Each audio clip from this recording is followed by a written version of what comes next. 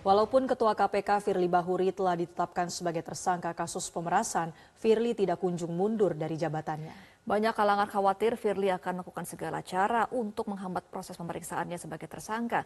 Apalagi sebagai Ketua KPK, Firly memiliki kewenangan besar untuk melakukan apapun, bahkan bisa melarikan diri kapan saja.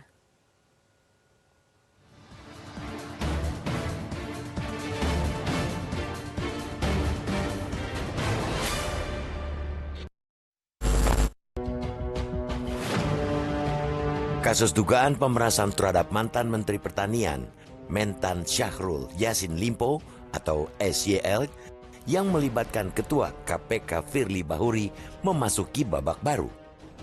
Polda Metro Jaya telah menetapkan Firly sebagai tersangka pada Rabu 23 November setelah melalui 47 hari masa penyidikan, 3 kali panggilan pemeriksaan dengan 2 kali mangkir dan 2 kali gelar perkara. Tidak tanggung-tanggung, Polda Metro Jaya menjeratnya dengan 3 pasal berlapis sekaligus.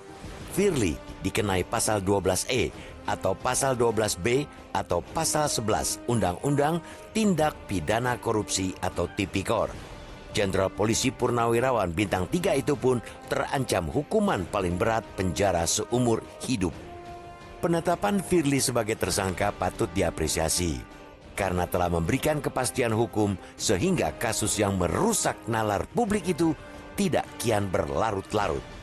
Merusak nalar karena komandan lembaga anti korupsi yang semestinya memimpin agenda pemberantasan korupsi malah terbukti melakukan korupsi.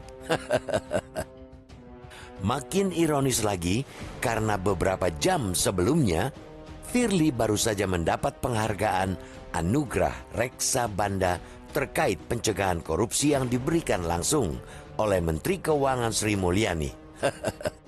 Ironi tersebut akan semakin menjadi-jadi bila dengan statusnya kini sebagai tersangka korupsi, Firly tak segera mengundurkan diri dari posisinya sebagai Ketua KPK.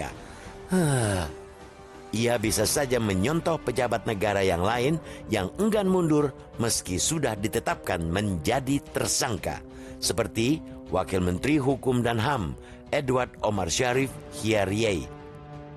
Firly juga bisa berlindung di balik asas praduga tak bersalah. Namun kiranya sangat tidak elok kalau sekelas Ketua KPK rela menggadaikan hati nurani dan rasa malunya demi mempertahankan jabatannya. Di sisi lain, dengan status tersangka korupsi dengan ancaman pidana seumur hidup, polisi juga mestinya tak perlu segan untuk segera menahan Firly. Polisi tak bisa lagi berlambat-lambat seperti sebelum penetapan Firly sebagai tersangka. Jika polisi bergerak lambat, terus terang, publik akan khawatir karena dengan kewenangan yang amat besar sebagai pimpinan KPK, Firly bisa memanfaatkannya untuk menghilangkan barang bukti. Ia juga bisa melarikan diri kapan saja.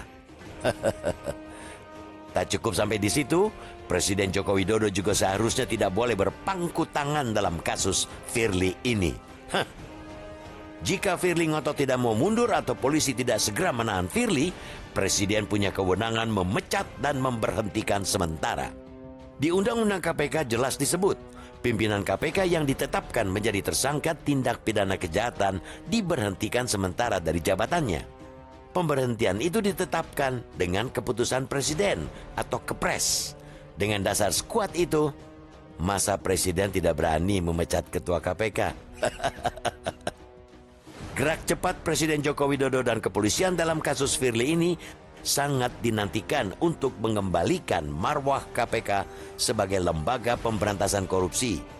Kiranya sungguh tidak elok bila lembaga anti rasuah yang bertugas menyapu bersih tindak korupsi justru dipimpin seseorang dengan status tersangka korupsi.